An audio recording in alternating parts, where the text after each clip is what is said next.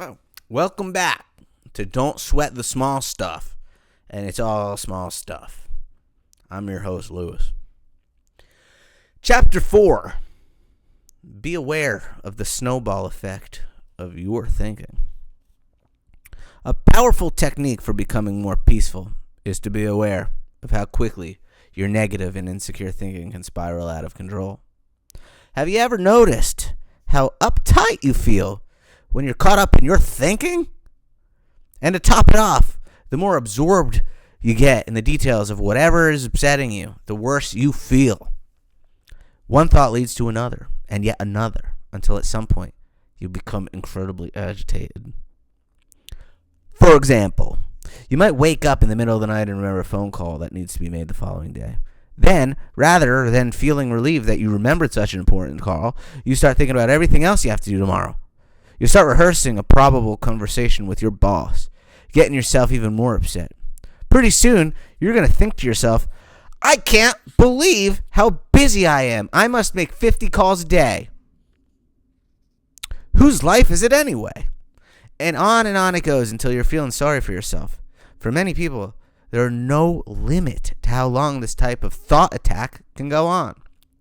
In fact, I've been told by clients that many of their days and nights are spent in this type of mental rehearsal. Needless to say, it's impossible to feel peaceful with your head full of concerns and annoyances. The solution is to notice what's happening in your head before your thoughts have a chance to build any momentum. The sooner that you catch yourself in the act of building your mental snowball, the easier it is to stop. In our example here, you might notice your snowball thinking right when you start running through the list of whatever you have to do the next day.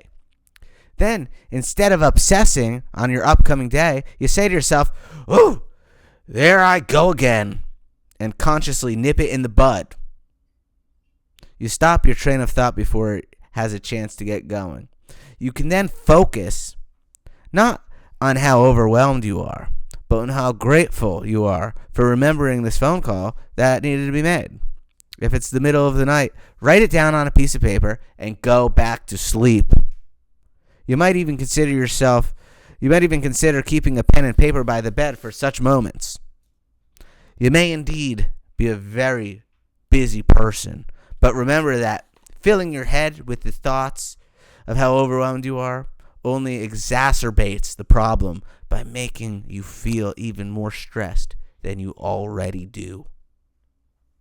Try this simple little exercise the next time you might begin to obsess on your schedule. You'll be amazed at how effective it can be.